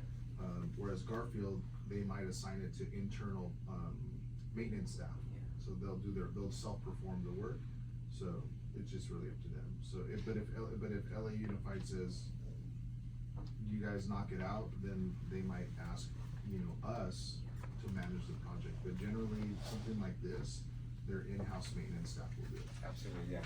So I'm just curious, I don't know if as Cal Water as the applicant is the one that kind of coordinates that, or if it was It could us be or Cal Met. Water could do it. We'll find out. Yeah. Thank you. Thank you. Okay, and then, lastly, we have supporting the city of Paramount in supplementing, Metropolitan's turf replacement program. So if you guys, aren't already aware, Metropolitan has the turf replacement program, and there are funds, and you can see there's 64% of remaining funds. And you can go on bewaterwise.com, and you can go on and sign up to get your own rebate. Say you want to change your front yard from grass to drought tolerant plants, you get paid for that as long as you go through the application first. And so to make it even more incentivizing, the city of Paramount want to add an additional $2 per square foot. So currently you can get $2 per square foot, but with their contribution, you can get $4 per square foot for whatever you do at home. And so they have a budget of $250,000, and basically it's first come, first serve. And if they don't use it within the 2024 for the end of that fiscal year, then we'll just roll it on over into the next fiscal years. And then, so we submitted the project.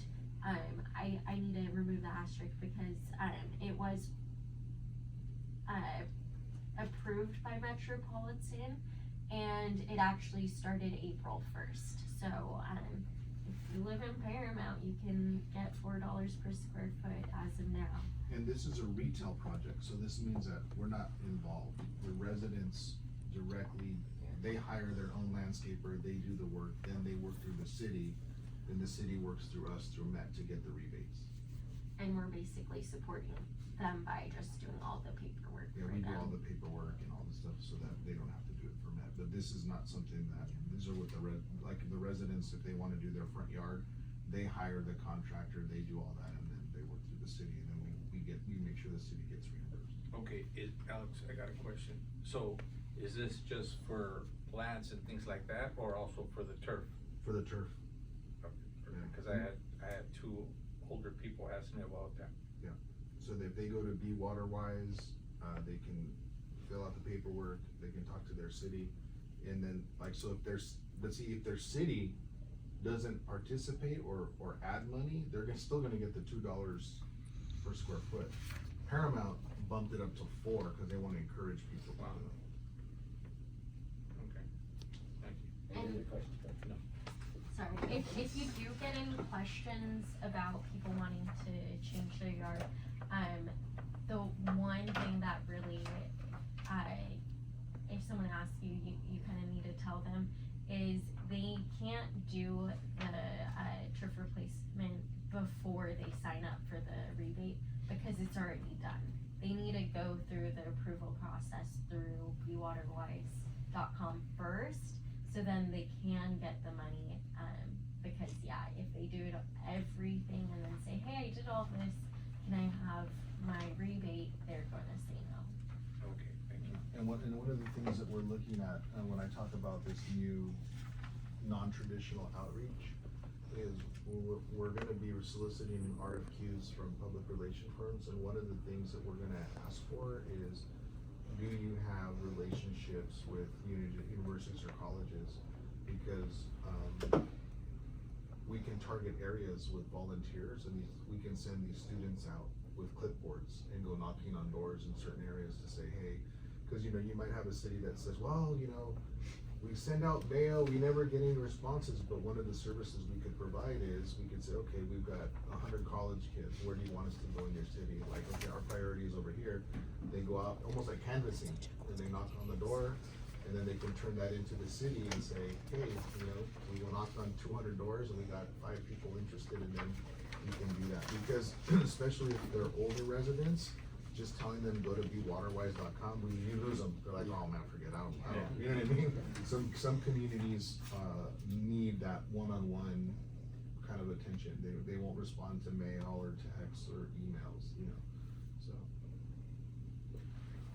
General comment, there's a lot of HOAs within our city and within Long Beach that are taking advantage of this program. I think it's a good program to have, getting the irrigation system upgraded to a bubbler type of system and things of that nature. So we get asked a lot of questions about the water-wise, and it's a useful program.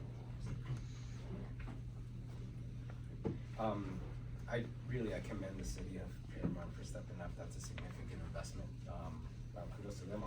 I'll make sure to congratulate the mayor and the city council and their city manager for that. It's fantastic. Okay, great. Any other questions or comments regarding the slideshow? Just great job. This is really fantastic. As I said before, definitely got kudos regarding this. Wonderful direction. Great job, Jim. Great job, staff. And so, anything else regarding item number 5? No, that's it. Okay, great. Thank you for that. Item number 6, action items, none. Item number 7, information and discussion items, none. Consent calendar for number 8, none. Item number 9, the water supply and resources update. So with that, fellow directors, we have received a presentation. Is there a motion to receive and file this presentation? I'll make the motion. So I have a motion by Director Chacon and a second by Director Beckel. With edits, with the suggested edits. Thank you for that, GM. So that it'll change when it goes to the. Thank you, so the motion is to receive and file with the edits to be performed, as requested during the presentation. Seeing no questions or comments, roll call please. Director Brickle? Present. Director Garza? Sorry. Oh, yes, sorry. Okay, it's okay. Aye. Director Chacon? Present. Thank you. No, hold on. I think I messed it up. He wanted to take a roll call for the. Receive and file, so it's yes or no? Oh, yeah. I thought I already had made the motion. Got it. And it's been long, almost there, guys. Item number 10A, General Manager's comments. No, so as you can see, Madeline's done an amazing job. Madeline actually, Isabel, crossover a lot in their departments, and they're always willing to jump in and help each other, whether it's a more technical question or a process question. So I can't say enough about that team right there. They do really well together, and they've really got a lot of stuff off the ground. Like Madeline said, some of these projects were, delayed, stalled, and she's moving them along. So very, very proud of the two of them. I do just want to set the table. We had a very wet January and February, and you saw the decline in recycled water, and that's important to us because Central Basin is, in essence, the future of Central Basin is a recycled water agency. You will see, I don't know how quickly, but you will see where recycled water revenues will outpace imported water eventually, and our imported supply will truly be supplemental and only reserved for those who can't otherwise get off of it. And so I say that because you saw a 30% drop in our production, so that has a direct tie to revenue. And so Alner back there and Peggy do a great job of managing our cash, and that's why our and Sharon make sure that our accounts payable is tracking really well. So you can see that every person in here touches the invoice, reviews the work, signs off on it, make sure that we're verifying. Isabel is great. If she doesn't like something, she'll reject the invoice and say, I don't like the way you did this, go out and fix it, and then once it's fixed, she does it. Sharon will reject invoices and say, I need more description of the work that you did before I send it to Isabel or Madeline or Naja or whoever is gonna verify that work. And the reason why I'm talking about that is because cash is key. Managing our cash. Yes, we have $15 million in reserves, but we have Rio Hondo Pump Station, Montebello Pump Station, and then we have a 30% decline in potential revenue. So again, we're gonna go slow. We don't have any new asks for the coming budget, other than this PR and outreach. Now, you could say, is that a luxury? I don't know. I don't think so. I think it pays dividends. You heard from one of our purveyors, hey, if you wanna help me with that, that's gonna be a big deal. You've heard from a former city council official, yeah, I would love a buffer, right, when I have to make tough decisions. So that's really the only new ask at this time that you'll see in the budget for resources. But other than that, every single person in here has gone into their department and entered in literally like, what is your minimum need, right? There's no wish list this year because we've got this conservation mode. So every single person in here has gone into their department and put their budget, and we'll be presenting the first draft. So you can see that this is the source of all of our budget information here. The only thing new is gonna be the PR and outreach budget because we don't have it, we put it on pause, but we really feel that with Pure Water, with the mixed messaging, the drought whiplash messaging, it's gonna be key. And so we'll have more about that, but I do just wanna say you can see the numbers here on production, and that means revenue. So we have to really tighten the belt and make sure we're strategic in that. So thank you. Okay, yeah, no problem. To add to your point, really, I see that more and more, and I hear it more and more when I talk to other agencies in the Med umbrella. One thing that they do commend Central Basin on is frankly the investment made in recycling. A lot of them don't have this, right? And so we're somewhat unique in that aspect, and there's actually like a admiration about that. They see that we're primarily positioned for the future. I think the challenge for us is gonna be, to your point, is you have to do the PR to put it out there, but obviously that's gonna create more interest, which is gonna create more work, right? And so hand in hand, at some point, we're gonna leave it to your recommendation at the appropriate time is we're gonna have to expand, right, as an agency in terms of staffing, in terms of it's gonna be a good problem to have, but if the revenues merit it, I just wanna prime my fellow directors that it's gonna be something that's gonna come. My commitment to the board is measure twice, cut once. So the idea is that nobody wants to be in a position where we're over hiring, where we become top heavy. And so again, I can't say enough about the team here. Like, you can see every single person in here is doing 2 and 3 jobs. I mean, we're all, as a general manager, you can imagine, right? You can ask them, who sets up your email and your cell phones? I do. So I'm like the general manager and the IT guy. So we're all doing it, but the promise that I made to the team, and we just talked about this last week, is we just gotta, we're almost there. And it's exactly to your point, is we're almost to the point where when that growth starts to happen, then we'll start to grow. But we don't wanna get ahead of ourselves, because nobody likes layoffs and all that stuff, right? So I agree. And I'm saying that out there, in front of you, because I definitely have you been on that side and on this side, like, I'm sensitive to overworking staff. Like, the last thing I want is really to have staff that's burnt out. And so I'm really big on morale and making sure that we treat our staff right. So again, when we get to that point, I think you'll find, at least me, I can only speak for myself, that I'll be ready for that, and if the ROI is there, the investment's there, I'm ready for it. So this is a good problem to have. Anyways, any other comments, Jim? thank you very much. Thank you for that. Item 10B, director's comments. Director? Just 2 comments. First, I want to say thank you to staff and Alex. And this is a great report. My first time attending this meeting. I got a lot more information than I anticipated. Usually I sit on meetings and I don't know, what type of information, but this is something I can take home. Thank you very much for that. I really appreciate the amount of work you put into this. The second question that I have is somewhat technical. As a follow-up, should we, as far as line of communication go, maybe this is a question to Alex, if we wanted to follow up on some of these items, what is the protocol to go to, or where is it? So directors, so it's twofold, right? So if you are gonna email me an administrative question as a director, like you wanna have a question about like our growth or whatever, that all directors should communicate through the GM, never directly to staff.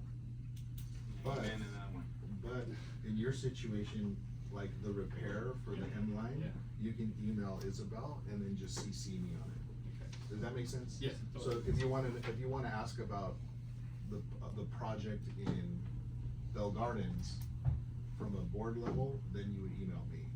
But in your role, if you wanna know, hey, we had a leak, you don't have to go through, you can email. The only thing I ask is CC me, only because you have that dual role. Thank you. I just want to get a clarification for that. Yeah.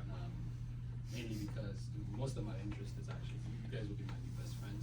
Most of my interests are going to be on that side than the other side. So Yeah, if you have as-built or you need stuff like that, all I ask is that you CC me. thanks. Any other questions or comments, right? That would be it. Thanks. Thank you. Yeah, thank you. Really, just great job. I never grow tired of saying that to our staff and to you, GM, so I really appreciate it. Just a couple things for me in terms of, I wanted to thank, especially Liz, for the quick turnaround in the agenda. I know that, we had a meeting last week and then having to put this together for this, I recognize it, so I just wanted to say thank you for this. I know we had to change our dates, for that, but again, I just want to acknowledge it, so thank you. And then, last but not least, I did want to share with everyone regarding, the other side of our committee is the legislative side of government affairs, and so with that, we are definitely gonna seek funding, for our 2 big projects. And so I know that we have our first meeting this afternoon at 3 p.m. Over Zoom. We're gonna be talking to, I believe the chief of staff to Tim Atkins.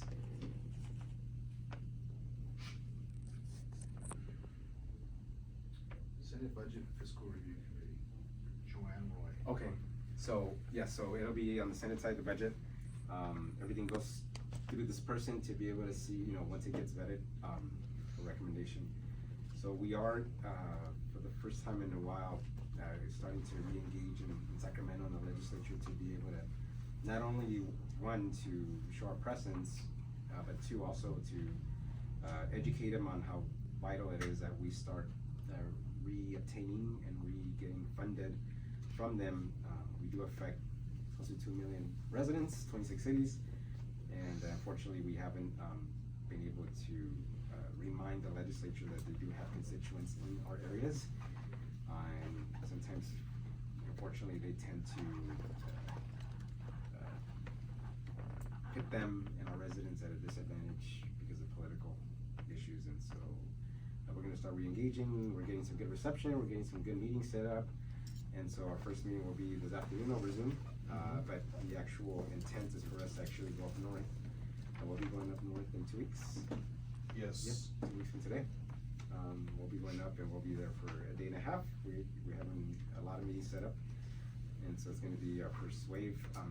I'm hoping that we'll be able to get funding for this round this year. Maybe a little bit of a high aspiration on our end, but it won't be for naught. I think it'll be a good source of investment of not only us representing ourselves to them, but at the same time planting that seed so that hopefully maybe the next year, right? Once we plant that seed, then maybe we'll bear fruit at that point in time. But if we can get it this year, even better, right? So we're going up there. We already circulated a request letter for how much, GM? $10 million. $10 million.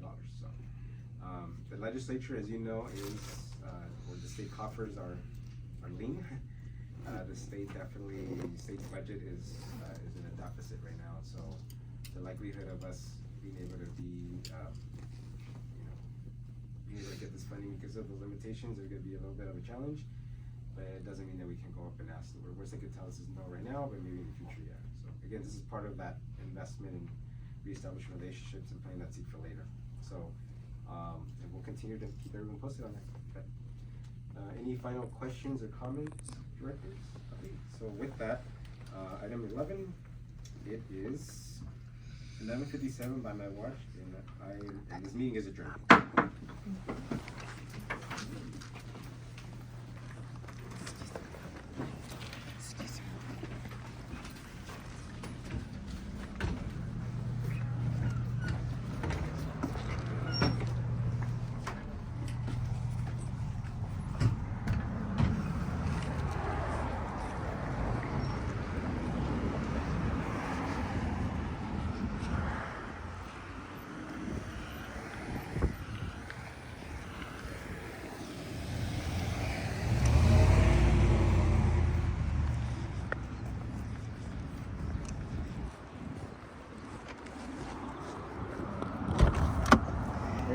Yeah, can you turn it off for me?